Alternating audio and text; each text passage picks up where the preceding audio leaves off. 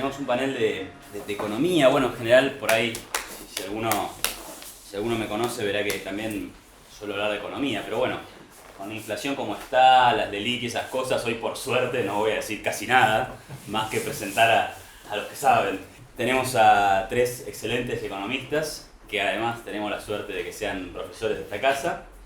Así que voy a hacer una breve presentación. A mi extrema izquierda está Roberto Kachanowski, no por filiación política, hasta que sigo mi exposición, sino por lugar físico. Es licenciado en Economía por la Universidad Católica Argentina, es consultor, autor de varios libros, entre ellos Economía para Todos, El Síndrome Argentino, libro que yo leí hace mucho tiempo y lo he regalado a varias personas, me parece fantástico. ¿Por qué fracasó la economía acá?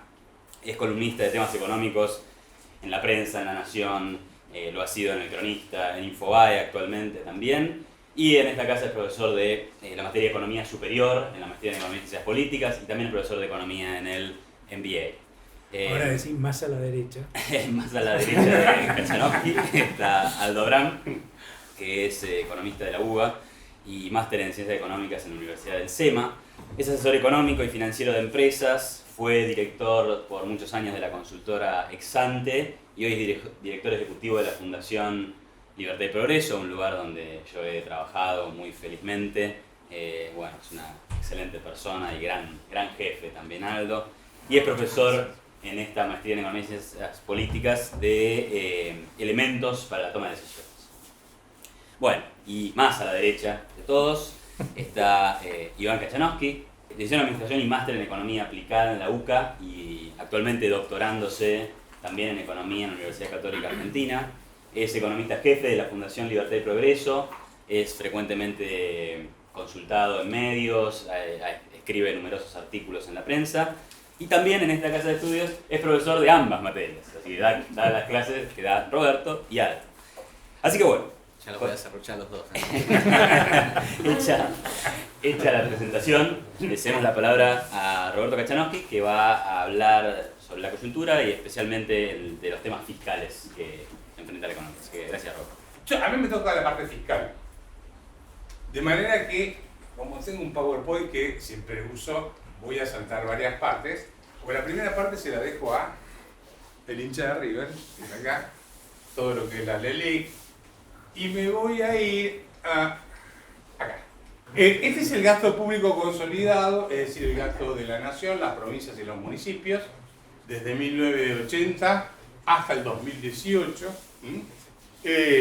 Como ustedes pueden ver, más o menos el gasto público consolidado estaba en torno al 30%, promedio, 30%, los 80, los 90, se dispara a partir de la década de 2000 o por ahí, más adelante, un poquitito más, y llegamos a un 48% de gasto sobre el Producto Bruto, aproximadamente, son 18 puntos más. Mi cuenta es que si quisiésemos volver al nivel de gasto de los 90, habría que bajar el gasto público a unos 80.000 millones de dólares aproximadamente de gasto público consolidado. Depende del Producto Bruto de cada uno, pero estamos entre 75.000 y 80.000 millones de dólares, y hoy están discutiendo 10.000, 2.000, no sé. O sea, el esfuerzo que hay que hacer para volver al nivel en que estábamos en los 90, cuando protestábamos porque el gasto público estaba alto, ¿sí?, es fenomenal. ¿Cómo se distribuye el gasto público en el año 2018? Bajamos al 47%. Son más o menos 2 puntos, más o menos casi 3 puntos menos que de lo que se recibió del kirchnerismo. El consolidado, 2,1 se explican por los aumentos de tarifa de los servicios públicos, con los cuales disminuyeron lo que son subsidios. Entonces, lo que hizo el Estado fue, en vez de cobrarte el impuesto, darte la factura de luz barata y cobrarte el impuesto, ahora te cobro el impuesto y te cobro la factura más grande. ¿Sí? Entonces, bajaron el gasto solamente en el rubro subsidios económicos, que fue un número bastante importante. Ahora, después lo vemos, si me queda tiempo. Son más o menos 47 puntos 26 son de la nación, 17 de las provincias y 4 puntos, 3 puntos y pico de los municipios. Así se distribuye el gasto público consolidado. Cuando hablamos de gasto público, no es solamente la nación. Hay que mirar los 3 niveles de gobierno. Este es el gasto público consolidado en el 2003, cómo creció en cada uno, ¿sí? Por ejemplo, en la nación, en el 2003, el gasto público sobre el PBI eran 15,5 puntos, ahora es 26, y así sucesivamente, ¿sí? O sea, todos tienen que hacer un esfuerzo en bajar el gasto, pero en particular nación y provincias.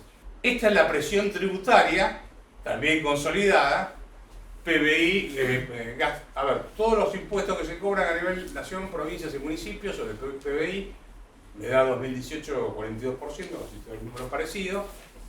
Tenemos más o menos 20 puntos más, casi 20 puntos más de presión fiscal. Yo no sé si ustedes vieron el trabajo que publicó el Banco Mundial, salió en los diarios, es de Pricewaterhouse, y hace un análisis de la presión tributaria sobre las empresas en 190 países del mundo. Nosotros estamos segundos.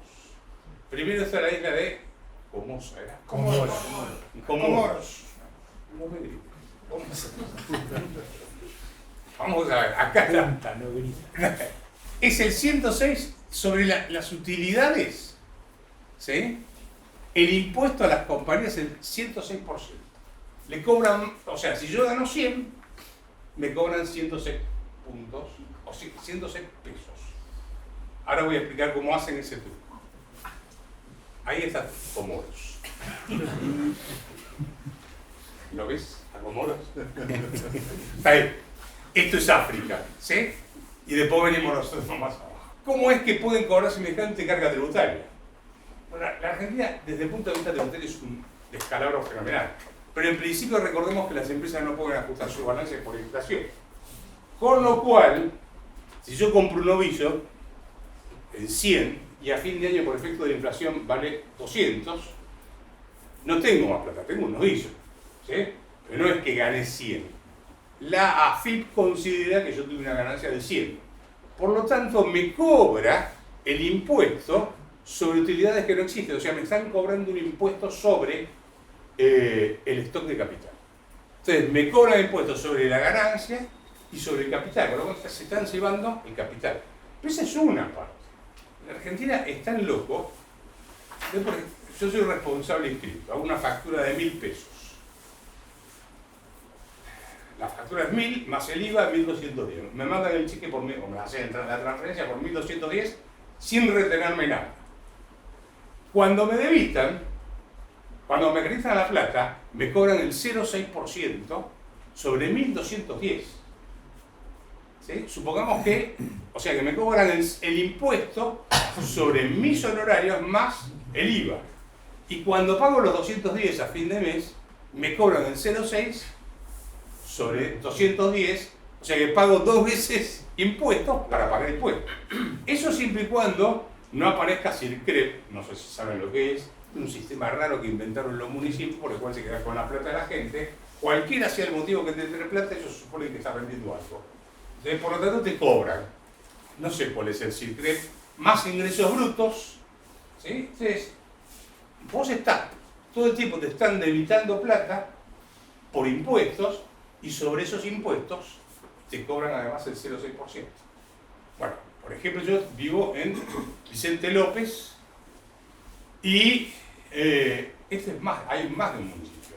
El principal ingreso del municipio no es el nombrado barrio de limpieza, es la tasa de higiene. ¿Qué es la tasa de higiene? Un impuesto que cobran sobre la facturación como si fuese ingreso bruto. Tanto es así que creo que Shell, no me acuerdo si es Shell la que tiene un juicio, porque contra el municipio de Quilmes, que también cobra ese impuesto, o esa tasa, es porque se superpone con ingresos brutos. O sea, están los dos cobrando una misma tasa sobre la facturación. Si yo cargo combustible en el municipio de Vicente López, pago una tasa de combustible. ¿Sí? O sea que si uno toma los 100 impuestos, ustedes calcularon 100, 160 y pico. Bueno, 63. Con 100. Con tasas. Sí, bueno, más o menos. Antonio Margarita había calculado 90 en su momento, pero bueno, Argentina es muy dinámica. La imaginación es lo más grande. La imaginación. De manera que, a ver, como contrapartida del gasto público, ¿sí? Bueno, es el mostrado a 48, está esta presión impositiva. Entonces, la pregunta es, ¿y quién cree que van a venir a invertir en la Argentina con esta carga tributaria? ¿Sí? O sea, vos venís a la Argentina, tomás a un tipo y ese lo adoptás de por vida. Porque no te lo podés sacar más de encima, salvo que te fundas, ¿sí? A un empleado. Eso por un lado. Además te matan con impuestos, se quedan con todos tus impuestos. Y ahora apareció la ley de la alta comercial, así que es demencial pensar en la lluvia de inversiones. Este es el problema impositivo, tiene que ver con la carga, con el gasto público. No se puede resolver la carga tributaria si no se resuelve el tema del gasto público. Digamos, son las dos cosas al mismo tiempo. Y digamos lo siguiente. Además de eso, ni siquiera con esta carga tributaria cubrimos todo el gasto público porque hay que topar deuda.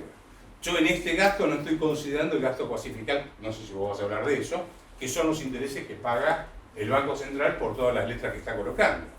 ¿Sí? Porque ahí si no tenemos otros 3 puntos de Producto Bruto que hay que agregar el gasto, aproximadamente. Sí, nos vamos, es inmanejable. Entonces, sigo.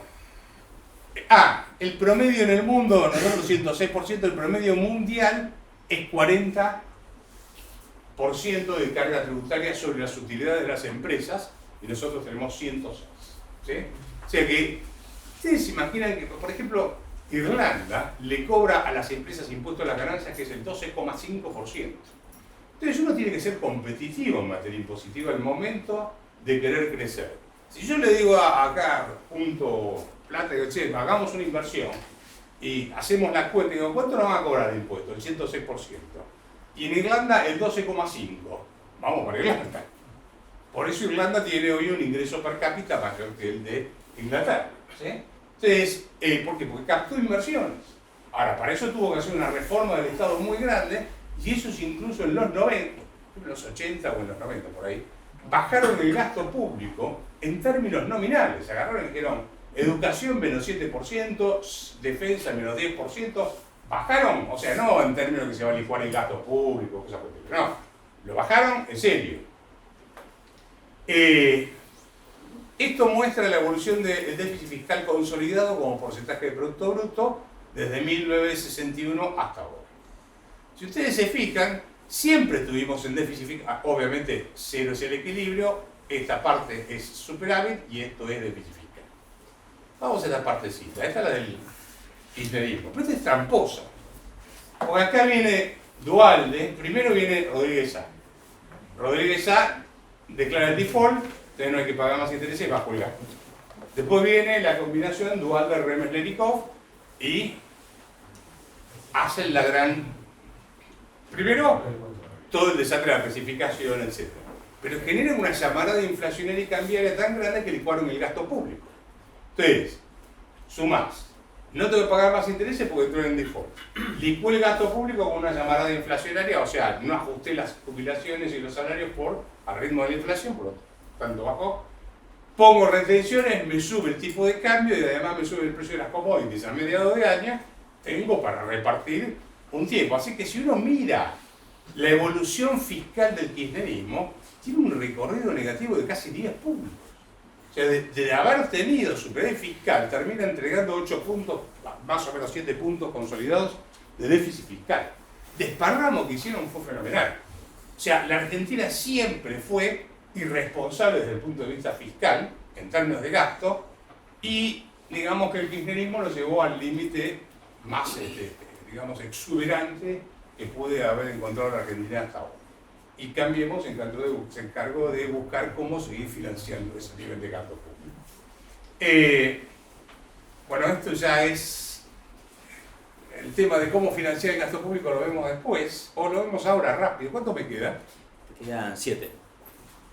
A ver, todo ese gasto se financia con impuestos, con crédito interno. A ver, para tener crédito interno tiene que haber ahorro interno. El ahorro interno en la Argentina, el total de depósitos sobre el Producto Bruto en la Argentina es 14 puntos del PBI. Es menos que Burundi, no estoy probando, en serio, es menos que Burundi, Somalia, alguno de esos que están por ahí. En general, más o menos el promedio de los países es 50% del Producto Bruto, el total de depósitos, depósitos bancarios estoy hablando. Hay países que tienen mucho más, otros menos, nosotros tenemos 14. Debemos ser uno de los peores, ¿no? Básicamente. ¿Qué pasa? Cuando entra el Estado a tomar plata, sube la tasa de interés. Crédito externo, emisión monetaria y consumo de stock de capital. Esto lo usó mucho el kirchnerismo. Se consumió 12 millones de cabezas de ganado, se consumió el sistema energético, se consumió los ahorros que teníamos en las AFJP. Entonces, agarró todo eso y con eso podés financiar durante un tiempo el gasto público. Ahora cuando se te acaba, se acaba. Pero mientras tanto, y bueno, y emisión monetaria lo usamos intensamente en la Argentina. Destruimos 5 signos monetarios: el peso moneda nacional, el peso argentino, el peso de 1888, el austral y este que está en terapia intensiva. Así que, digamos, moneda no tenemos, por eso yo estoy convencido de todo. ¿A quién le toca moneda? A vos. Yo creo que la Argentina no puede tener moneda. Vamos a empezar a debatir ese tema en algún momento, en serio. O sea, esto no es que quiero dolarizar porque estoy caprichoso. El argentino ya eligió otra moneda definitivamente y es necio no reconocerlo. Pero bueno, subsidios económicos, esto fue lo que bajó el gobierno. Fíjense que entre 2006 y 2015, en la época del kirchnerismo, se gastaron 161.000 millones de dólares en subsidios económicos. Esto es para mantener la luz, el gas, el transporte, etcétera, artificialmente bajo. Este gobierno lo baja, que es el único rubro donde bajó el gasto público. Después el resto prácticamente no tocó. Los subsidios a la energía y al transporte fueron 139.000 millones aproximadamente. ¿Cómo? Bajó el gasto en eso, pero lo reemplazó por otro gasto, o el impuesto lo bajó. No, a ver, bajó el gasto solo en subsidios, ¿sí? Pero el gradualismo implica que dentro de 150 años te van a bajar un poco la tasa. Esperá, es gradual la cosa. No te apures. Te quedan 5 ahorros. Esto es bueno, en subsidios económicos como porcentaje de Producto Bruto, que esto es lo que baja. Cambiemos, recibe 4.25 y lo deja, el año pasado yo calculé 2.16 aproximadamente, son 2 puntos y pico de menos. Déjenme simplemente mostrar otros rubros de gasto donde se podría trabajar. Todo lo que son gastos sociales, dicen que no se puede tocar. Acá yo tengo los que son beneficiarios. Bueno, estas son jubilaciones y pensiones. Lo que hicieron fue meter 3,5 millones más de jubilados con un sistema que estaba quebrado. Pensiones no contributivas. ¿Sí? Esos son todos gastos que tienen que ver con, por ejemplo, pensiones por invalidez. Ustedes saben que la pensión por invalidez es una persona que el 76% de su cuerpo está inutilizado. Había, yo no sé si traje gráfico. No, bueno, lo que pasa es que tengo un montón de datos para mostrar, pero voy a volver. Había más o menos en el año 2003 unos 60.000 beneficiarios de pensiones por invalidez. En el 2015 había 1.060.000 y pico beneficiarios de pensiones por invalidez. O sea, 1 millón más de inválidos. Estoy buscando el dato de cuántos inválidos volvieron después de la Segunda Guerra a Estados Unidos. Todavía no lo pude encontrar, pero seguro que le ganamos. 1 millón más de inválidos. Sin una guerra, un tsunami ni un terremoto, solo el kirchnerismo le puede pasar. Es peor el kirchnerismo que todo eso. Es peor que la Segunda Guerra, ¿sí?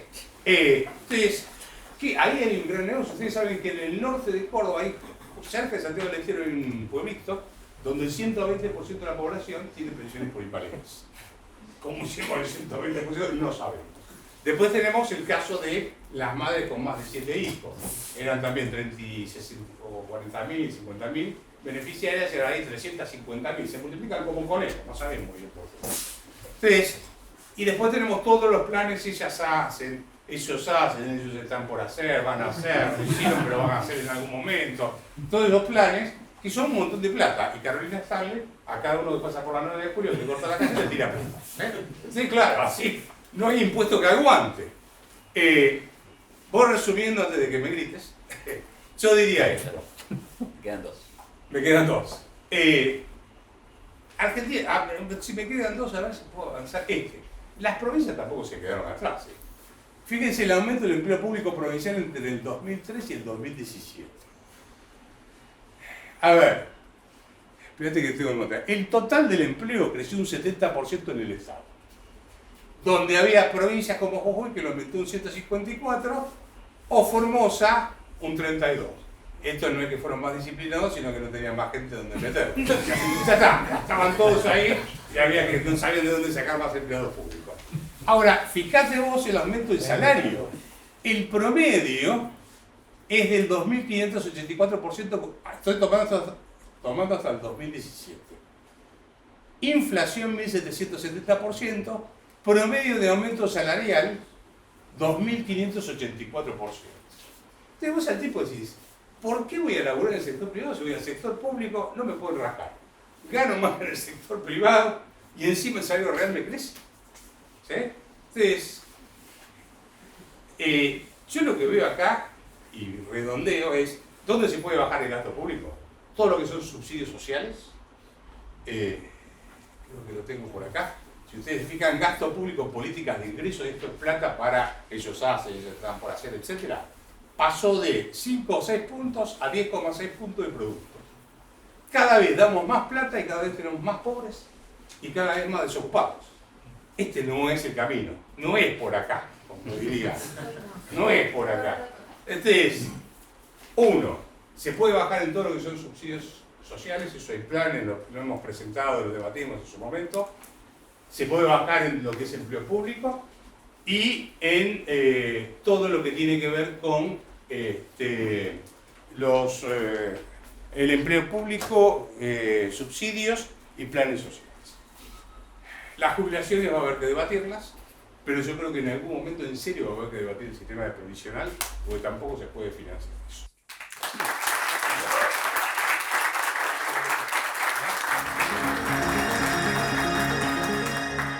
Voy a tratar de hacer dos cosas, ver un poquito qué está pasando con las cuentas externas y después con el dólar. Digamos. Primero cuentas externas y después con el dólar. No, perdón, al revés. Primero con el dólar y después con las cuentas externas.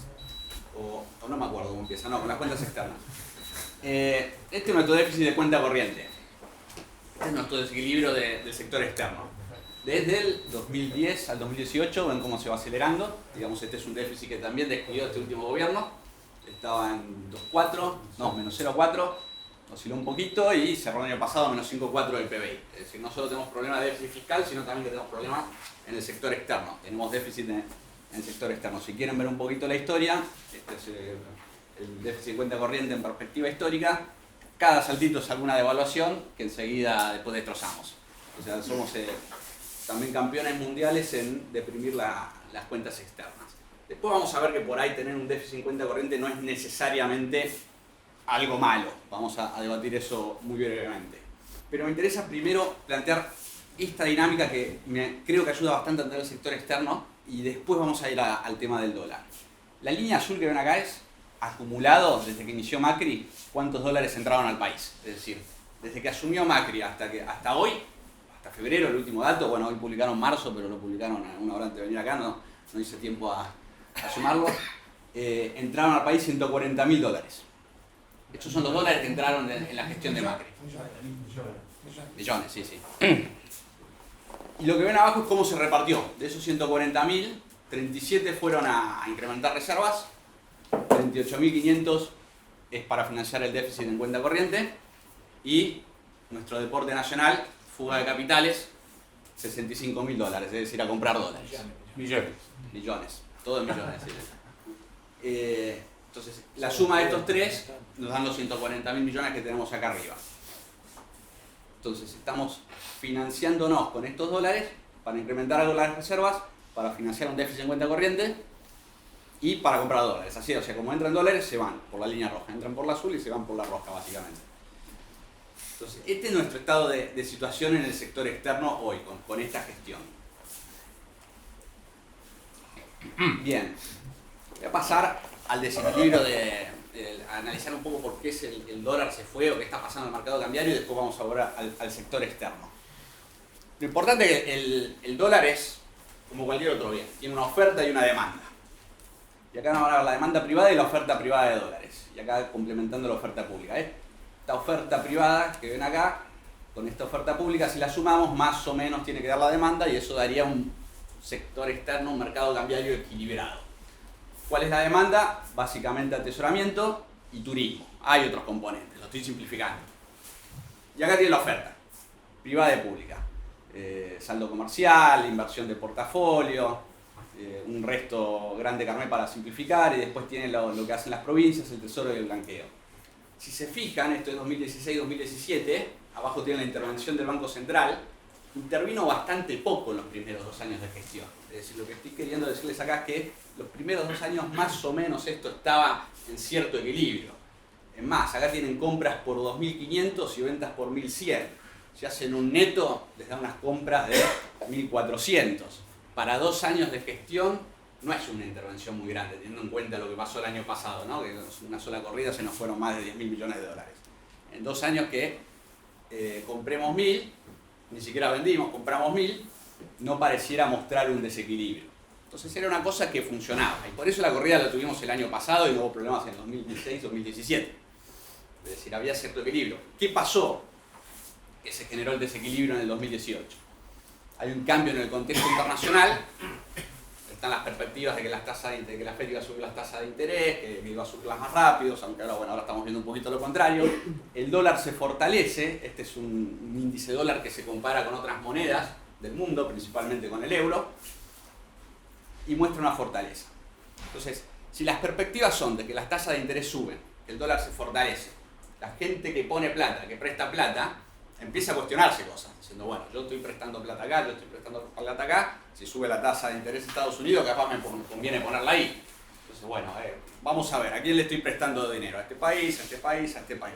Este país me dijo que iba a bajar el déficit fiscal, lo está bajando, cumple, bueno, por ahí le sigo prestando. Adivinen quién no hizo la tarea en los primeros 2 años. Nosotros. Entonces dijimos, bueno, a este país no le presto más. Y ahí viene lo que se suele denominar un sudden stop. De golpe dijeron, mirá, me prometiste que ibas a bajar el déficit fiscal, no lo bajaste, me hiciste un engaño, creíamos que lo ibas a bajar.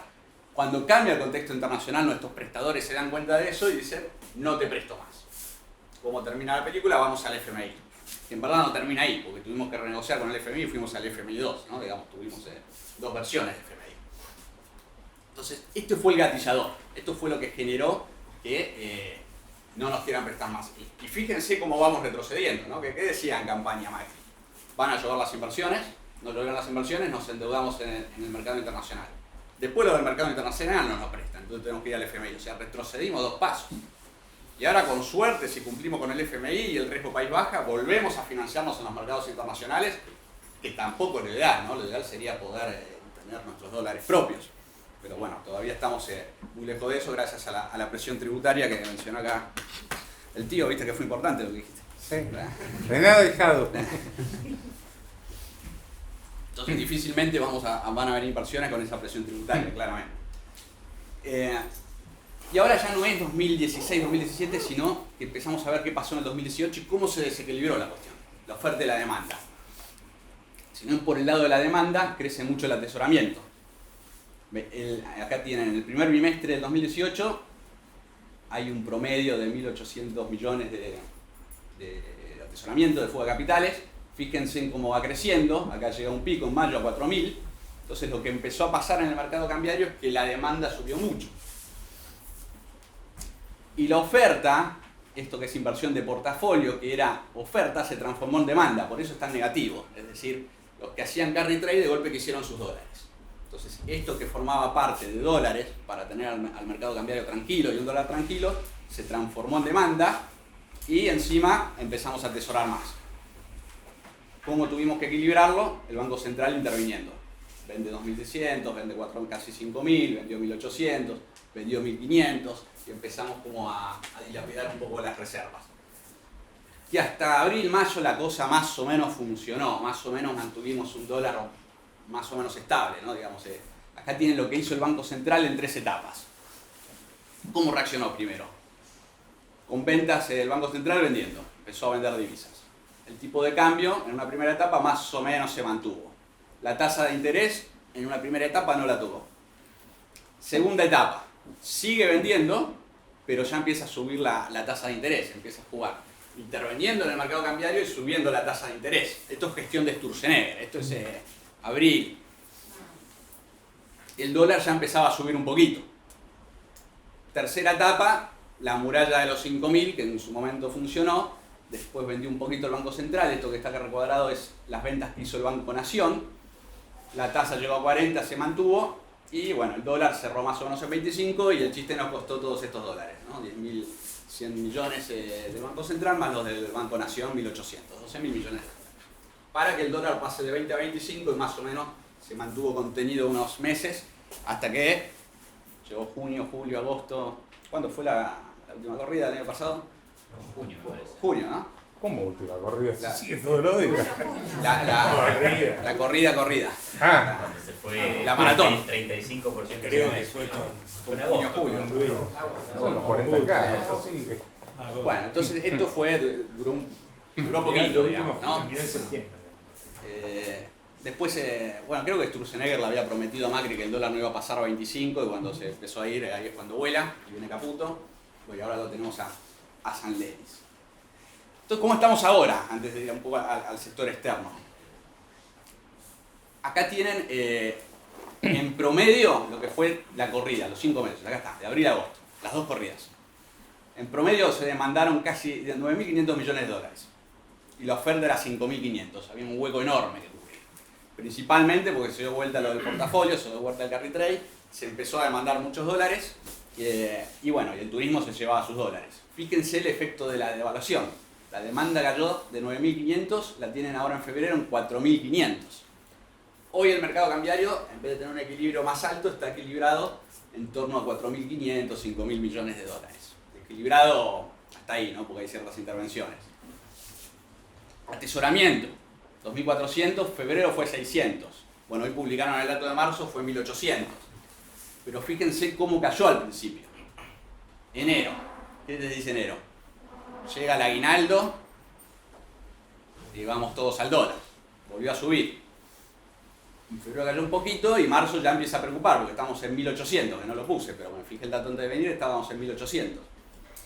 Turismo se calmó un poquito, andaba en un promedio de 700, ahora está en un promedio de 400, marzo dio por ahí. Y la inversión de portafolio, que al principio era oferta y ahora es demanda, por eso sigue negativo, se calmó bastante y marzo también creo que dio un poquito por ahí. Entonces, bueno, básicamente para ver la evolución del mercado cambiario y lo que puede llegar a pasar con el dólar, me parece que hay que monitorear un poquito estas 3 variables. ¿Qué pasa con el atesoramiento? Estamos en año electoral, sabemos que va a haber una corrida contra el peso, la pregunta es si el gobierno va a poder actuar correctamente para frenarla o no, pero es un dato que vamos a ir a comprar dólares.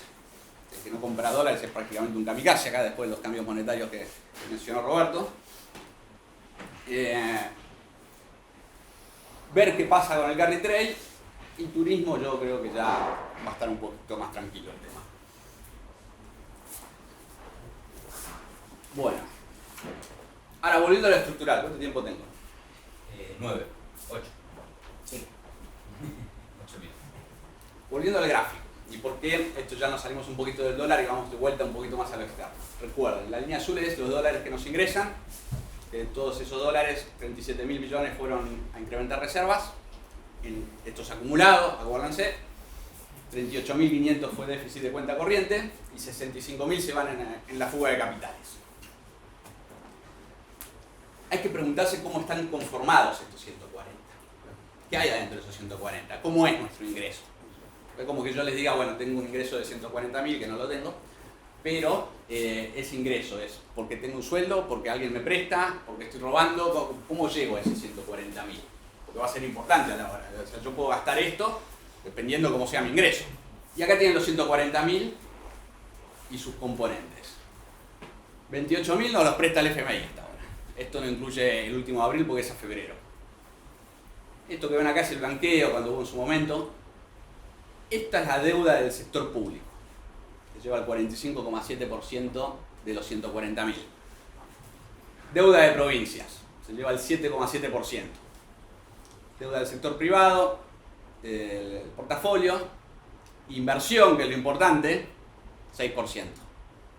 Entonces, si tomamos el FMI, el sector público nacional y las provincias, el 73,5% de nuestros ingresos es deuda.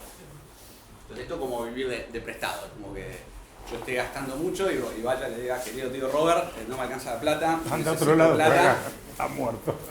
y me dice, yo te presto, pero bueno, deja de ir a comer a los lugares caros, deja de salir de parranda por ahí, o lo que sea, y me presta y después se da cuenta que yo sigo haciendo eso. En un momento me dice, bueno, no te presto más, y ahí es cuando entró el FMI. Entonces, el problema en sí no es tener un déficit en cuenta corriente, el problema es que no lo podemos financiar, que tenemos que endeudarnos, porque si todo esto por alguna razón, y exagero el ejemplo, fuera inversión extranjera directa, podemos tener el déficit en cuenta corriente que tenemos, es como nuestro ingreso. Podemos gastar el déficit en cuenta corriente que tenemos. El problema es que no tenemos esos ingresos, que vivimos de deuda. Y esta deuda en algún momento va a haber que pagarla, y no tengo la menor idea de cómo vamos a hacer, no sé si después algo quieres contarlo. Yo no era la parte fiscal, ¿eh? No importa. A mí no me pide. No son todo terreno. Entonces, bueno, lo grave de la composición de los 140 es este 73.5 que implica muchísima deuda. Acá les puse para que vean después, podemos ver rápidamente cómo fueron evolucionando las reservas, la fuga de capitales. Acá tienen mensual, cada línea es un promedio de cada año, fíjense cómo va creciendo la compra de dólares, salvo el último dato a febrero que acumula 12 meses para atrás, que cae un poquitito, pero desde que se liberó el cepo esto fue para arriba. Acá lo tienen en términos anuales, fíjense que estamos en niveles mayores a la época del kirchnerismo. Estos son las cantidades de millones de dólares que se están fugando por año, caen con el cepo y después suben. Y la otra variable que tenemos es reservas, y con esto yo ya termino. Esta es nuestra evolución de reservas, pero abajo tienen lo que son nuestras reservas netas, es decir, las que son realmente nuestras propias. Este gráfico creo que lo van a haber repetido después en un ratito, en la charla de Aldo. Pero para que se den una idea, esto es terreno de Aldo, pero por ahí lo comenta, hoy las LELIQs en términos de dólares son 22.000 millones, es decir, nuestras reservas netas no nos alcanzarían para cubrir las LELIQs y eventualmente hay que vender dólares para salvar las LELIQs. Depende del tipo de cambio. Al tipo de cambio de hoy. Esa es la mitad, Ahí le quitó. A 100 alcanza. No, bueno, sí, si hacemos la No, gran a 51. discusión de que devaluamos porque volvemos solvente a las LEVAX y las LELIQs, el costo de tu pobreza y la inflación. El costo de salvar las LEVAX fue la devaluación y una inflación. Bueno, nada, yo con esto cedo mi parte y regalo unos minutos encima.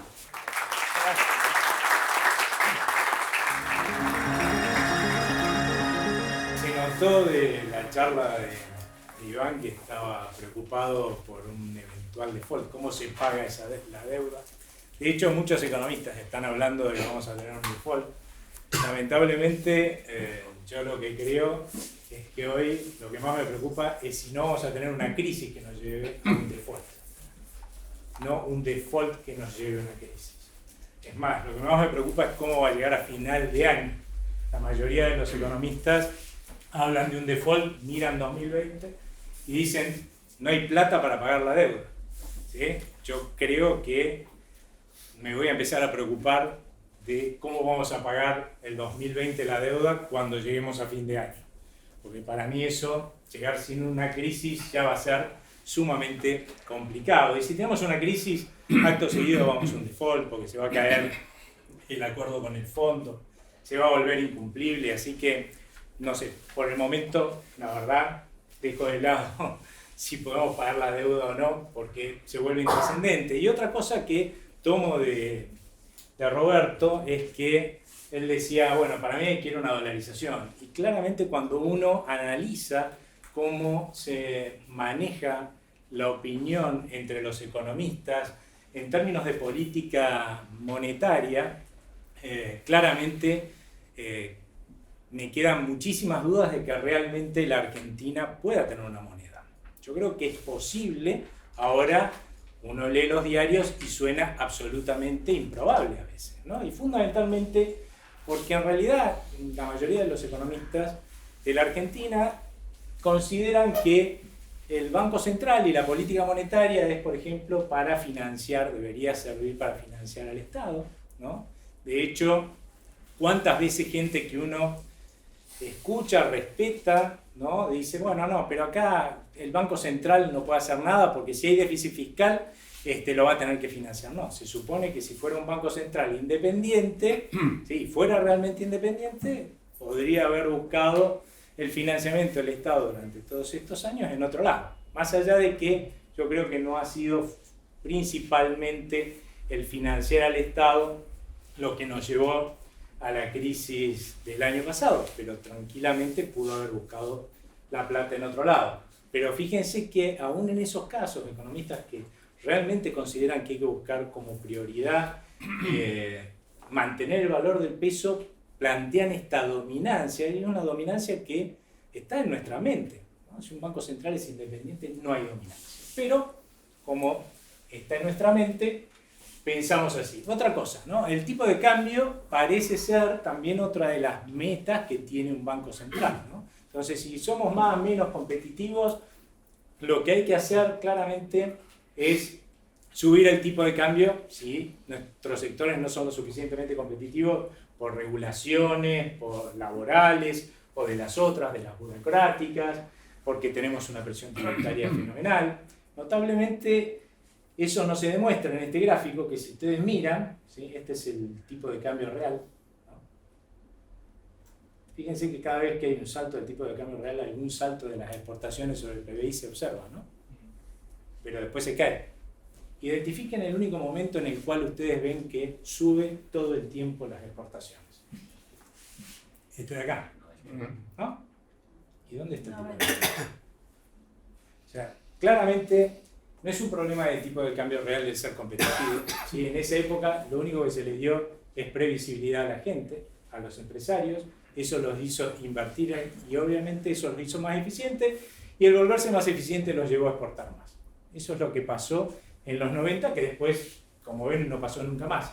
Claramente, el hecho de que haya una crisis que suba el tipo de cambio y vuelva competitivo el sector exportador es simplemente porque estamos en una situación de crisis en la cual todos estamos demandando como lo más importante del mundo dólares para cubrirnos de ese riesgo de que es la crisis, ¿no? Que nos metió en la crisis. Con lo cual eso es insostenible, nadie quiere vivir en crisis todo el tiempo. O sea que mantener esos saltos en el tipo de cambio real es una quimera, o sea, es una utopía. No sirve para eso el Banco Central. El Banco Central claramente tiene que priorizar nuevamente mantener el valor de la moneda. Para aquellos que digan que eso es imposible, bueno, de alguna forma u otra en los 90 lo mantuvimos, de alguna forma u otra, ¿sí? En Panamá, en Ecuador tienen estabilidad monetaria, ¿no? Tienen el dólar como moneda. ¿Cuál es la diferencia? Son pobres, ¿sí? Porque hacen las cosas lo suficientemente mal como para que su PBI no mejore, no son eficientes, no captan inversiones y son pobres. Pobres pero con estabilidad. Tienen crédito, por ejemplo, que acá no hay, ¿sí? Y crédito tiene todo el mundo, ¿sí? Porque la gente confía en el dólar y sigue ahorrando en su economía, ¿no? O sea, que claramente por ahí no va el tema, pero si ustedes se ponen a leer los diarios y el próximo mes, fíjense cuántos economistas van a hablar de atraso cambiario. Y el atraso cambiario no existe, ¿tá? No existe con tipo de cambio flotante. Lo otro, que también se suele decir, hay que bajar la tasa de interés. De hecho, eso fue fundamentalmente lo que nos llevó a la crisis del año pasado, esta tendencia del Banco Central a querer bajar la tasa de interés. Sí, tenemos una tasa de interés altísima ahora, 66%, ¿no? Pero parece que el responsable de eso fuera el Banco Central, ¿no? No tremenda fuga de capitales como contó hace un rato, que tuvimos el año pasado Iván, ¿no? Ahora, ¿qué es una fuga de capitales? Una fuga de capitales es que todos nosotros, argentinos y extranjeros, agarramos nuestros ahorros que están acá, ¿sí? Los transformamos en dólares y los mandamos a el fondo del placar, a una caja de seguridad, al exterior, ¿sí? Pero los sacamos de la economía. Ahora, si nosotros sacamos ahorro de la economía, ¿cuánto crédito queda? Muchísimo menos. Y queremos que con muchísimo menos crédito, después de tremenda fuga de capitales, la tasa de interés sea baja. Más cuando tenemos encima, sobre ese pequeñísimo mercado de crédito que nos quedó, tenemos un Estado que está tomando recursos a lo pago, ¿no? Y está dispuesto a pagar cualquier cosa que nosotros no podemos pagar por esos recursos. Imposible que la tasa de interés sea baja. Entonces, lo único que podría hacer que la tasa de interés baje es que el Banco Central salga a emitir. Obviamente, si el Banco Central emite pesos para bajar la tasa, lo que vamos a ver es un nuevo inicio de corrida cambiaria. Y en el mejor pongamos que no fuera una corrida, de mínima vamos a tener inflación. Y la inflación, en definitiva, es un impuesto, como todos sabemos, es un impuesto que se cobra sobre nuestras tenencias de pesos, o sea que lo que vamos a tener es una transferencia de recursos de aquellos que vamos a pagar el impuesto inflacionario a aquellos que van a tener la suerte, en todo caso, de tener un crédito más barato. Pero fíjense que en ningún momento se creó más riqueza, en ningún momento se creó más demanda, o sea que es un mito que con eso uno genera más crecimiento. Pero los economistas en la Argentina piensan que sí. ¿Está? Es peor, yo creo que genera menos crecimiento, porque la inflación, de hecho, genera incertidumbre, genera distorsiones, que hace que en el tiempo crezcamos menos. Pero eso no es lo que se ve normalmente o se escucha normalmente entre los economistas en Argentina.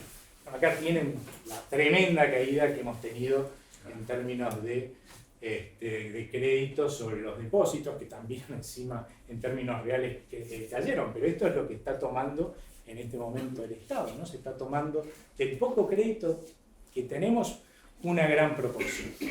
Así que uno se pone a pensar, a ver, Latinoamérica, ¿no? Tampoco en Latinoamérica que somos todos, no somos muy distintos, podríamos decir. Si tomamos 2018, solo 2 países tuvieron inflación de más de 2 dígitos. ¿Sí? Un tercero, que es Uruguay, tuvo 8%. Y después todos los demás 5% por abajo. O sea, claramente no debe haber mucha magia, ¿no? Porque si no hay un montón de magos y unos pocos nabos o que nos creemos genios acá en la Argentina. Y básicamente yo creo que lo que falla entre los economistas argentinos es no entender que la política monetaria, ¿sí?, tiene que servir solamente para mantener el valor de la moneda. ¿Tá? ¿Por qué? Sencillamente porque si uno tiene un solo instrumento, ¿sí?, una sola bala, no puede pegarle más de un blanco. Imposible. Por buen tirador que seas, no le vas a pegar a más de un blanco. Con suerte le vas a pegar al blanco, a uno, pero no a 2, seguro. Con lo cual, el único instrumento que tiene el Banco Central claramente es la política monetaria, y para lo único que tiene que servir es para estabilizar el valor de nuestra moneda, y eso, aunque suene muy difícil, tiene que ver con algo que a los economistas nos enseñan en economía, la oferta y la demanda. ¿Sí? Claramente la moneda es un bien que tiene utilidad para nosotros, por eso la demandamos, es reserva de valor. La Argentina obviamente está dejando de serlo. Sirve para transaccionar, ¿no?, para comprar y vender, medio de pago. Y la tercera es unidad de medida, que también en ese sentido está dejando de ser útil en la Argentina como unidad de medida, pero eso es la moneda. La moneda claramente es lo que emite el Banco Central, que cumple esas 2 funciones, base monetaria, ¿sí?, pero llamémoslo en forma coloquial pesos, que son los que emite nuestro Banco Central. Es un oferente monopolista, o sea que puede fijar cantidad o precio, ¿sí? Si el Banco Central fija la cantidad de moneda que hay, nosotros decimos, bueno, cuánto queremos pagar por esa moneda, cuánto vale esa moneda, y si fija el precio, nosotros lo que definimos es cuánta moneda queremos a ese precio, pero fíjense que jamás un monopolista va a poder fijar las 2. O sea que otro mito es que puede haber política monetaria y política cambiaria.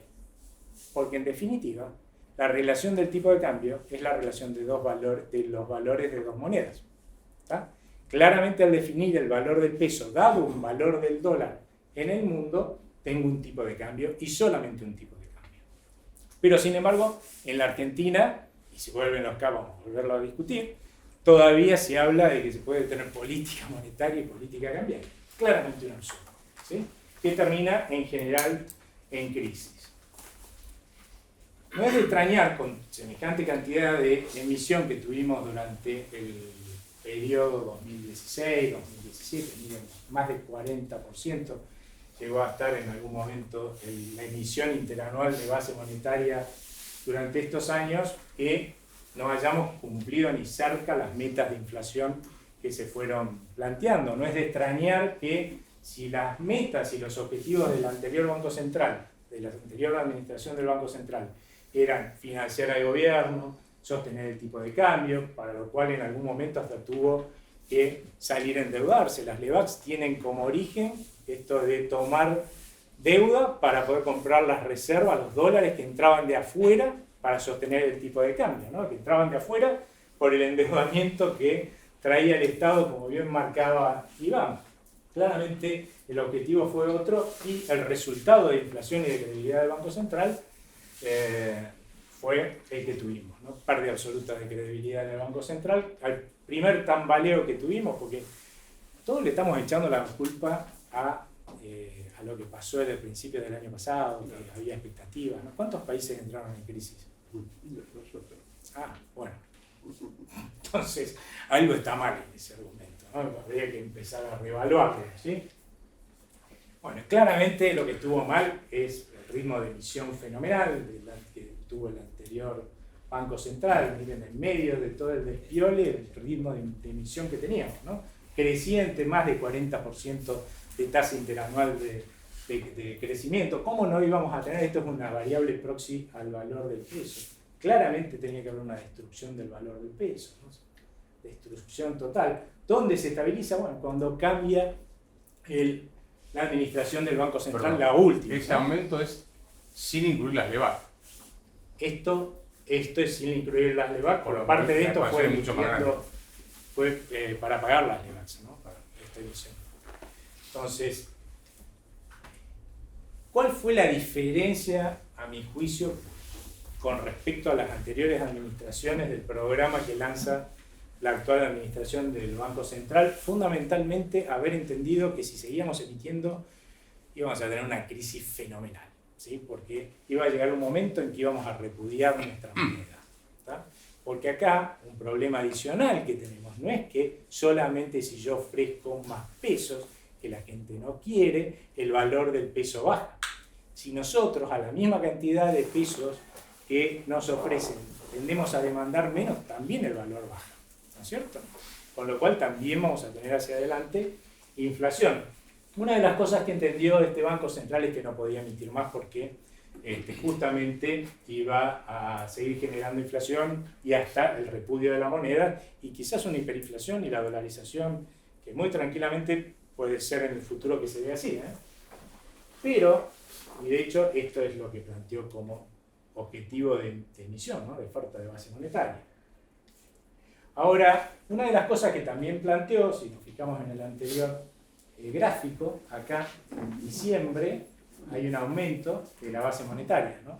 Nosotros decíamos, ojo, porque esto no es muy coherente cómo sigue, porque después resulta que se mantiene el aumento de la oferta monetaria y ellos lo habían justificado en que, y es verdad eso, que los argentinos, como usamos poco los bancos, usamos mucho efectivo, ¿no? Entonces, cuando necesitamos por algún motivo tener atesoramiento para gastar más, ¿sí? Lo que hacemos es demandar más efectivo. Eso es lo que suele pasar siempre a finales de año.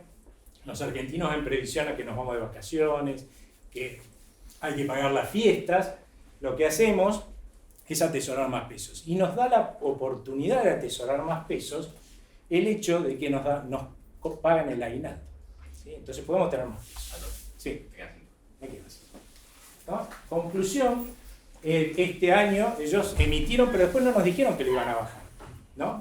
Lamentablemente La demanda de pesos fue mucho más fuerte de lo que se esperaba. De hecho, por eso compraron dólares en el Banco Central, justamente porque el tipo de cambio, el valor del peso empezó a subir, el tipo de cambio, que es la regulación inversa, empezó a bajar, compraron un montón de dólares, pero este programa tiene un problema.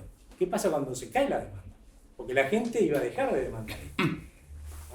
Y para poder sacar esos pesos con dólares, tenía que irse 30 o más por ciento para arriba el tipo de cambio. O sea, perder fuertemente valor. ¿Qué hubiera pasado si sube 30% el tipo de cambio en pocas semanas? Estaríamos al borde del pánico, ¿no? Entonces, claramente lo que tuvo que hacer el Banco Central es salir a sacarlo con LELIQs, ¿sí?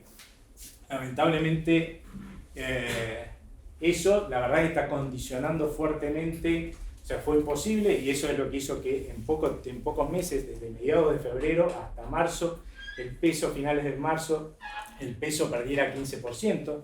La inflación, que mostraba avisos de querer desacelerarse hacia adelante, de golpe sumó 15% de depreciación más. O sea que hacia adelante vamos a tener más inflación. Fíjense que lo que venía mostrando este indicador, que nos da la muestra de lo que es la inflación de los precios de los bienes, empezaba a caerse. Lo que estábamos observando es el coletazo de la depreciación del año pasado, que bajó más de la mitad del valor del peso, con lo cual eso se transfiere primero a los precios de los bienes, después a los precios de los servicios, y eso es lo que estábamos observando ahora. Ahora tenemos que sumar 15% más a lo que ya se depreció el año pasado. Por eso hoy ya los pronósticos de inflación lamentablemente van para 50% por lo menos en lo que queda del año. Lamentablemente, si bien el Banco Central entendió, ¿sí?, que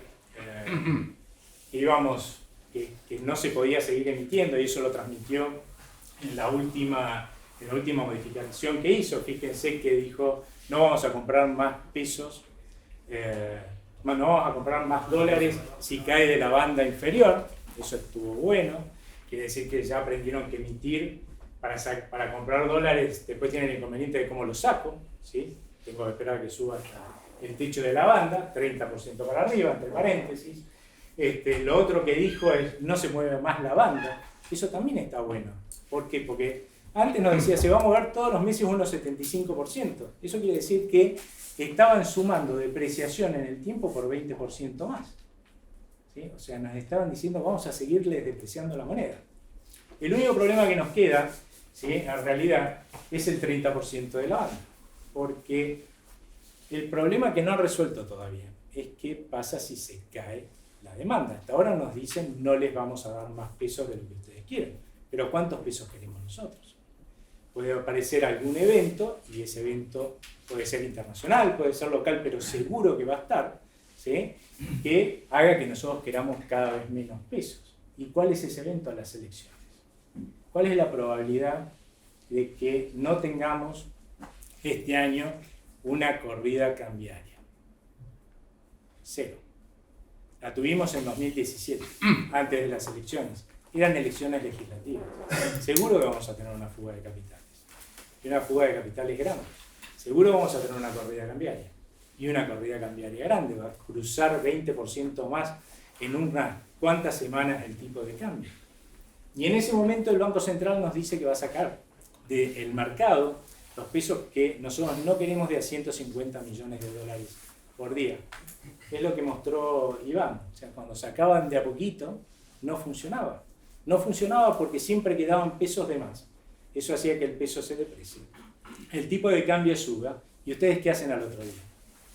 Menos pesos quieren, ¿sí? Vuelven a dejar pesos porque sacan solo 150 millones. La estrategia no funciona por ahí. No funciona con la tasa de interés.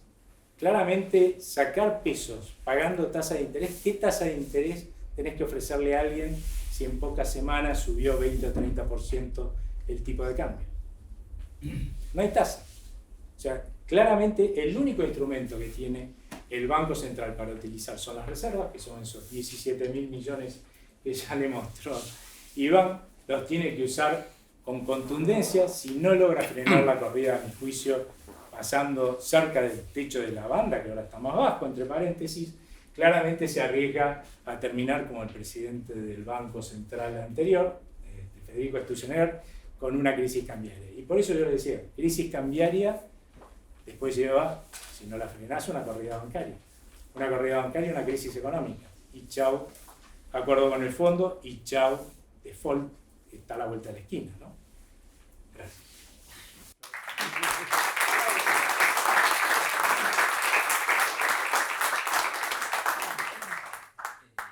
La inflación es un fenómeno monetario. Y hoy tenemos un Banco Central que hace 5 meses que no emite pesos y sin embargo hay una aceleración inflacionaria si uno mira los datos mensuales. Entonces esa es la primera pregunta, ¿qué juicio ven sobre por qué pasa eso?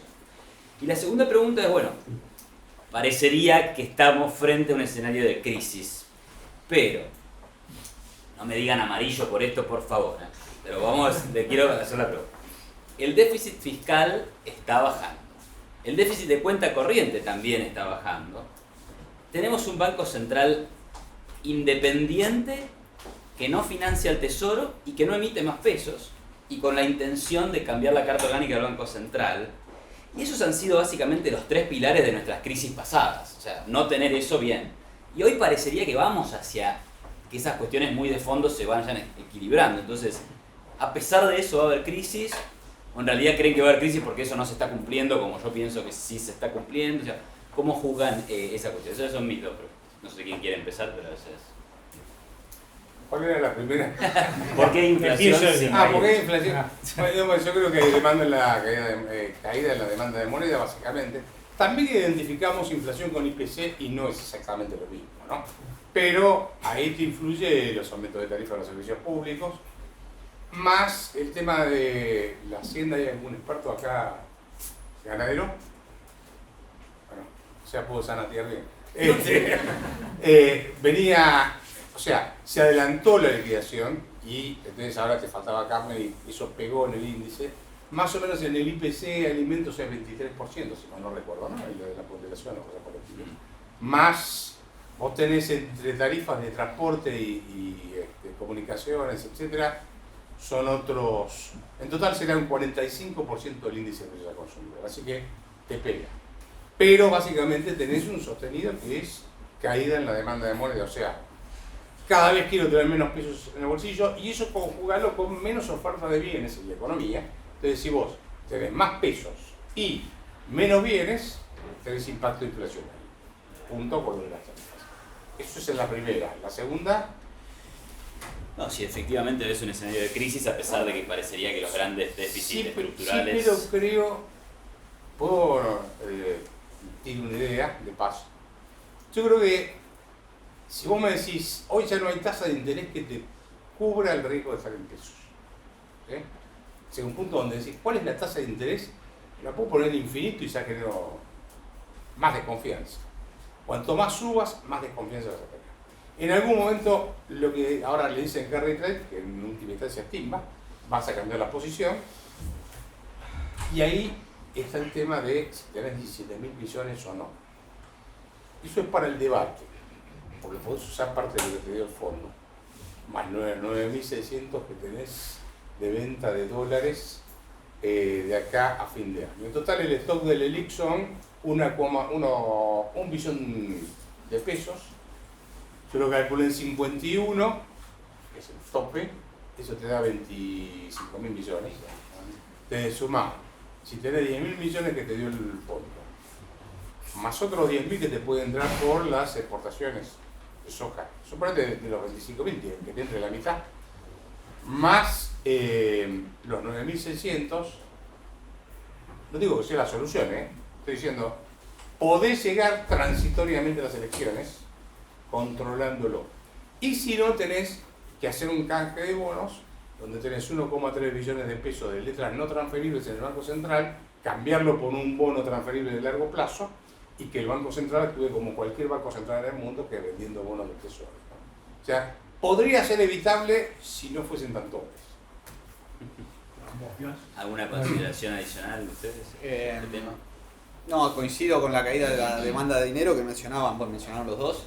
Creo que también hay que sumar por ahí que cuando se trabaja con agregados monetarios, con base monetaria, hay ciertos lags, digamos, uno aplica la política y por ahí tarda en verse el efecto entre 12 y 18 meses. pero tiene el agravante de que cae la demanda de dinero, entonces por ahí no termina siendo del todo efectivo. Y en cuanto a la crisis, no creo que ocurra en el 2019, pero si no se cambian las cosas, creo que 2020, 2021, sobre todo, que empiezan a vencer el capital del fondo, puede ser un escenario más sombrío, aunque bueno, es obvio que vamos a ir a una renegociación, salvo que no se gane Cristina y Dios sabe qué pasa. Pero... Yo el problema, Sí. el problema que veo es que una corrida cambiaria es inevitable. ¿Sí? En la medida que vos vas viendo cada vez más encuestas que encima le dan que puede ganar Cristina, ¿cuántos de ustedes se van a quedar con un peso si en las PASO afana Cristina en las elecciones? Levanten la mano. No veo muchos, ¿no? ¿Qué van a hacer con esos pesos? Lo van a cambiar por dólares, ¿no? Bueno, ya tenés por qué. Pero no es un tema de si hoy está solucionando los problemas. El problema que tenemos hoy es que no sabemos si lo van a seguir solucionando.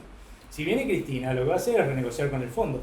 Cualquiera que llegue va a renegociar con el fondo. El problema es que la renegociación de cualquiera más o menos razonable sería, miren, necesito más plata, que me refinancien a 10 años, ¿qué más tengo que hacer? ¿Cuál va a ser la negociación de Cristina, Labaña y los susodichos?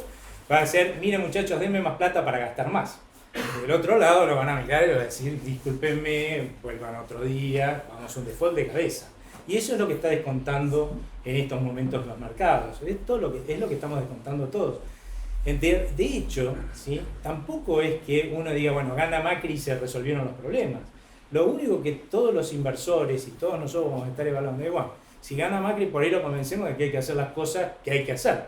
Andá a convencer a Cristina, a Axel Kicillof, alguno de estos que haga lo que hay que hacer. Cero posibilidades. O sea, 100% probabilidades de default con uno, alguna probabilidad alta, lamentablemente, de default con el otro también, ¿no? No es que tenemos el futuro comprado. ¿Sí?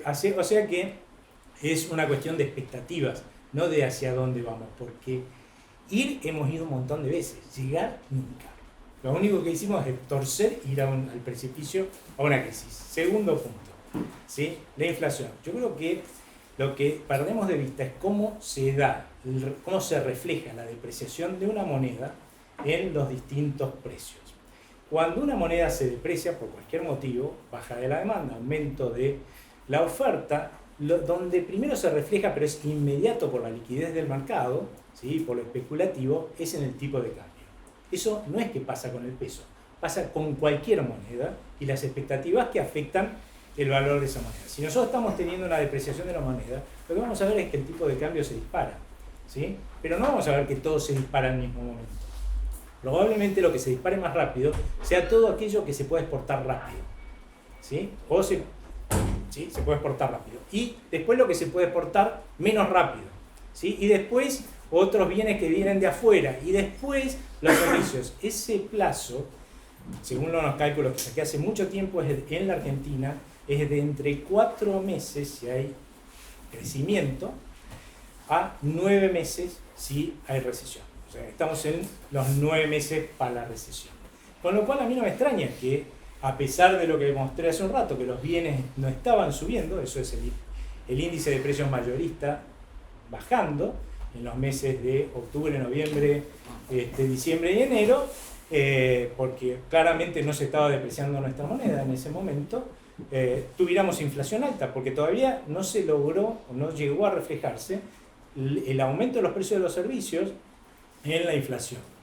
Ahora, por eso a mí me preocupa que de golpe el Banco Central deje que la moneda se vuelva a depreciar. Y es más, antes me preocupaba más porque decía, la vamos a despreciar, ¿no? Entonces, ¿por qué? Porque me está sumando cada vez más inflación hacia adelante. O sea, no solamente todavía me queda por reflejar todo lo que no se reflejó, el hecho de que el año pasado se cayera a menos de la mitad de lo que valía nuestra moneda, sino que me estás aumentando más depreciación hacia adelante. O sea, es un pass-through lo que estás describiendo. Yo lo que estoy describiendo es simplemente cómo se refleja la pérdida de poder adquisitivo de una moneda en otros países lleva más tiempo, 8, 18 meses, todo eso. Pero tiene que ser economías muy estables. Muchas gracias. Federico.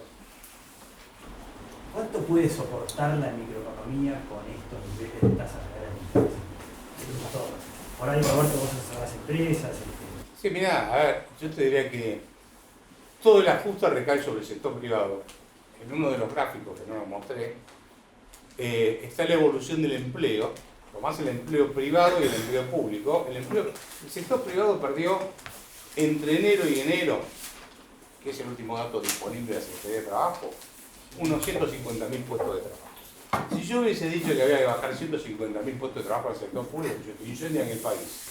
Está ajustando el sector privado, básicamente. Ahora, la recesión que tenés hoy es violenta. Vas al interior del país y tenés, como consecuencia de la buena cosecha, algún derrame que el tipo produce, vende la soja, cancela la deuda que tenía en créditos y por ahí te cambia la camioneta, eso lo hace.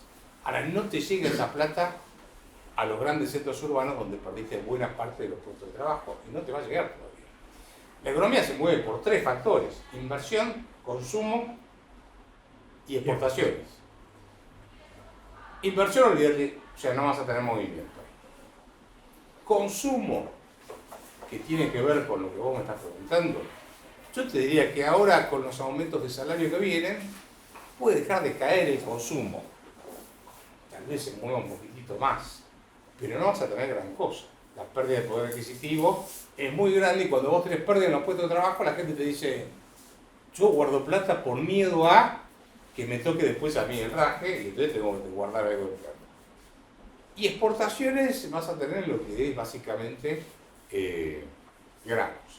De manera que yo te digo, creo que el sector privado va a seguir soportando esto y se va a ir achicando. Yo siempre doy el caso de los 21 millones de personas que pasan por el Estado todos los meses a cobrar un cheque, y en el sector privado somos 6,5 millones que estamos trabajando en blanco para mantener esa pie. Entonces, yo creo que la Argentina es, en términos microeconómicos, la rebelión de Atlas. Vos ves como esos 6 millones se van achicando, ¿sí? Y vos tenés a todos los burócratas que están diciendo, ¿de dónde saco plata ahora para financiar a los 21 millones que tengo acá? ¿Sí? Todo el empleo público, provincial, nacional, a pymes solanas, mi amigo. ¿Qué hago con todo eso? ¿Sí? Ese sector privado que lo tiene que mantener cada vez es más chico. Argentina está agonizando, amigos.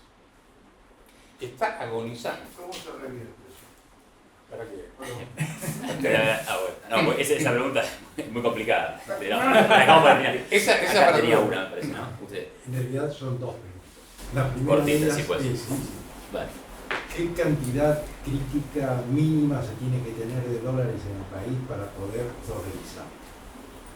Y la segunda es, ¿existe algún cálculo de elasticidad que mida el comportamiento de las importaciones respecto a la variación del PBI? En general se habla de 3-1, pero es muy variable. Y en realidad lo que uno tiene que ver es al revés. Cuánto cae la economía para que caigan las importaciones. Porque en realidad lo que te pasa cuando vos ves caer las importaciones es que previamente tuviste poner una corrida o una crisis, que te llevó a una recesión. En esa crisis, en líneas generales, que implica, estamos todos demandando dólares, ¿sí? Para cubrirnos del riesgo argentino. ¿Qué es lo que más vale en la Argentina? El dólar, ¿sí? Entonces, como eso vale mucho y las importaciones dependen de ese valor del dólar, ¿sí? Se vuelven caras. Y por el otro lado, nosotros, ¿cómo hacemos para demandar esos dólares? Ahorramos un montón, o sea, dejamos de demandar, dejamos de invertir, dejamos de gastar. Eso te mete en una recesión que hace caer las importaciones de tal forma que todos los dólares que nosotros demandamos son los que se ofrecen por el otro lado. Y hasta ahí va la recesión y hasta ahí va la caída de las importaciones, lamentablemente. O sea, por eso es muy volátil. En otros países, como te digo, es bastante más estable, pero ¿cuántos países conocés vos que tienen las oscilaciones de crisis y resurrecciones que hemos tenido nosotros? La verdad, no hay muchos. Sobre el tema de cuántos dólares, ahí uno tendría que decir si quiere dolarizar, porque una opción es competencia de moneda. No, puedo hacer competencia de moneda. Dejo el peso, dejo dólares, euros, o sea, que la gente haga la competencia de la moneda que quiera y si el Banco Central produce una moneda de mala calidad, nadie la va a querer. ¿Sí? O sea, es como si fabricase algún producto que nadie quiere. De todas formas, si hoy tomás los 18.000, vamos por darle unos 18 números No, redondos. ojo que está por sacar el tipo de cambio. Claro, Es lo que te pregunté, ¿cuántos necesitas? no, Más no, o menos lo que tenés hoy. Lo que pasa es que no tenés- todo lo que tenés hoy es tuyo. ¿Sí? no, bueno, a ver, Entre paréntesis. bueno, pero lo que pasa es que tomando 18 tenés que rescatar toda la base monetaria que son Un billón 1.300.000 más otro billón de Lelix, son 2.300.000 dividido. 18.000. Bueno, si alguien tiene la calculadora, saca el número y te da Te da un montón. 100, no sé, o algo así, qué sé yo. Pero el actual tipo de cambio con 80.000 millones de dólares tenés.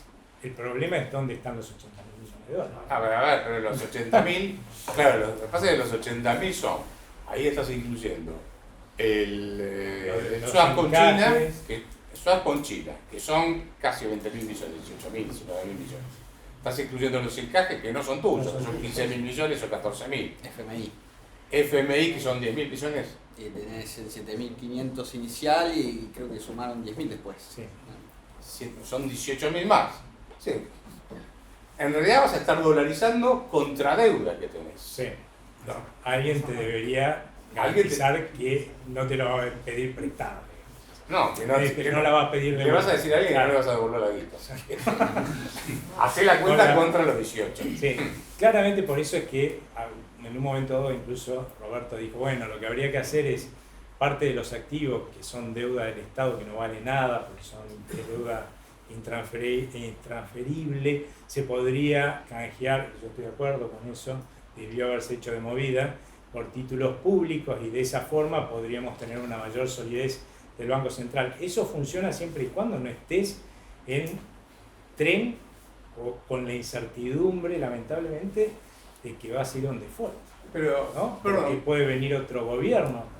déjame, Lamentablemente a ver, no va. yo lo que digo es... No, pero, no, pero a de ver, verdad, es la única solución. Yo no digo- no digo- lo primero que digo es, ningún banco central en el mundo por definición vende bonos propios. Un banco central no genera ingresos, no es como un banco comercial que vende tarjeta de crédito, crédito hipotecario y demás. ¿Sí? Entonces, si emite deuda y después tiene que pagar los intereses, ¿con qué lo va a pagar si no tiene ingresos? Por Tiene eso el la impuesto Reserva Federal inflacionario. opera... Tiene el impuesto inflacionario. ¿no? No, bueno, pero está bien, macanudo. Pensando No, sí. en... Sí, no, estoy echando. Ahora, ¿qué hace la Reserva Federal? Opera con bonos del Tesoro. Claro. El Banco Central Europeo lo mismo, el Banco de Japón lo mismo. Yo lo que estoy diciendo es que el Banco Central opere de la misma manera. Canjeale ese 1,3 billones de pesos que te dejó Cristina Kirchner cuando te sacaba la reserva por un bono de largo plazo, Y lo vencimiento cambiamos. único a 20 años, qué sé yo, no sé, cosas por el estilo, y entonces operás con ese bono. No estoy diciendo que soluciones nada.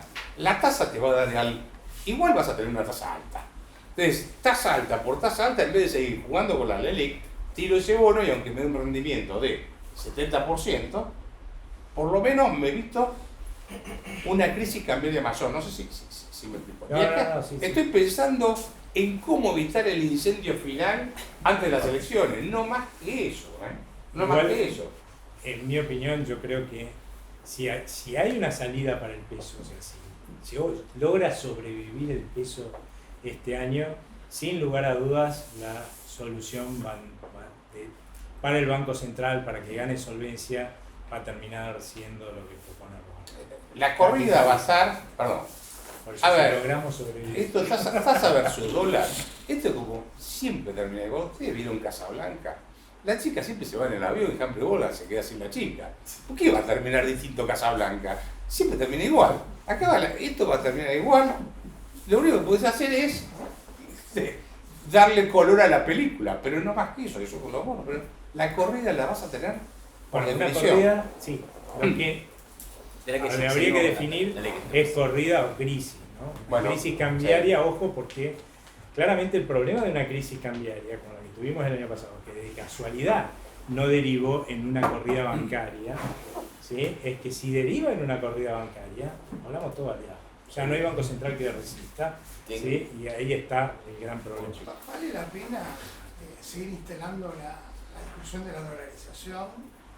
¿Por qué? Porque la sensación es que la dolarización es como un gordo que tiene 20 kilos de más y se compra ropa 2 tallas menos, diciendo que va a estar tan apretado que con eso va a adelgazar. Y el problema es el gasto, lo mostraron todos, son 50, 60 años de déficit, saltos tremendos tipo de cambio, inflación.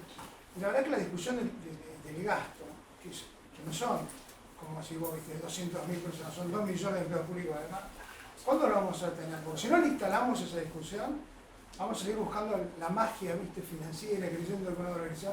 Fíjate, con dolarización te vas a seguir endeudando en dólares porque no vas a tener deuda interna y cuando entonces vas a tener inflación. A mí me genera cierta duda la dolarización, no lo tengo del todo claro. O sea, hoy tenés dos problemas, ¿no? El gasto público que mencionás y eso te genera inflación. Entonces la pregunta es si la dolarización soluciona la inflación. Yo creo que sí. Ahora, creo que trae un costo de que si no solucionas el déficit fiscal, te hace explotar la deuda. Entonces es como para dolarizar, por ahora creo que te sale a la cancha bajando el déficit fiscal. Si no bajas el déficit fiscal, volvés explosiva la deuda y puede ser un problema. Alguno te podrá decir, bueno, prefiero tener un problema en vez de 2, pero es un tema de magnitudes. ¿A qué nivel de deuda? Ya sé que tengo deuda y problema de inflación y que elimino uno, pero ¿a cuánto crece este problema si dolarizo? Eso es lo que a mí me genera duda. No sé el resto acá cómo ve ese tema, pero... A ver, yo la dolarización lo veo como la convertida. La convertida es una regla monetaria, la dolarización sería lo mismo. La convertida no te resolvía los problemas estructurales. Los problemas estructurales se resolvieron vía privatización, guste o no. Durante los 90 tuviste una serie de reformas estructurales que todos la van a negar, pero estuvieron. Había un plan económico detrás de un plan monetario. Pero el plan monetario, la convertibilidad era una regla monetaria, no más que eso. La gente lo identifica como una política económica, era un plan monetario. La dolarización es lo mismo. Tener moneda, nada más. Lo único que te garantiza la dolarización, de la misma forma que la convertibilidad, no es que vas a ser rubio de ojos celestes. ¿Sí? Es que no vas a andar mareado como andamos con una inflación, inestabilidad y crisis cambiarias a cada rato. Te garantiza estabilidad monetaria la dolarización, de la misma forma que lo garantizó la convertibilidad. Ahora, vos una vez que tenés estabilidad monetaria, vivís mucho mejor, aunque tengas todo ese estado zaparrastroso que tenés, todo lo que es la falta de regulación que tenés, el mercado laboral que tenés, porque todo eso hace que seas más pobre. Pero encima con inestabilidad, sos mucho más pobre. O sea, siempre vas a estar mejor con estabilidad. Lo otro no se soluciona con la política monetaria. El gran problema que tenemos es que todos piensan que sí, y así nos va. Vamos de crisis en crisis. O sea que claramente yo creo que ni siquiera vale la pena discutir el tema de la dolarización. ¿Sabes por qué? Porque si seguimos así vamos a ir a una dolarización. De la peor forma, con una hiperinflación. Y eso va a pasar. De hecho, eso es hasta posible que pase este año. Si el Banco Central no maneja bien la política monetaria ante la corrida cambiaria, y derivamos en una crisis cambiaria, y derivamos en una corrida bancaria, el siguiente paso es una dolarización de hecho. No hay otra.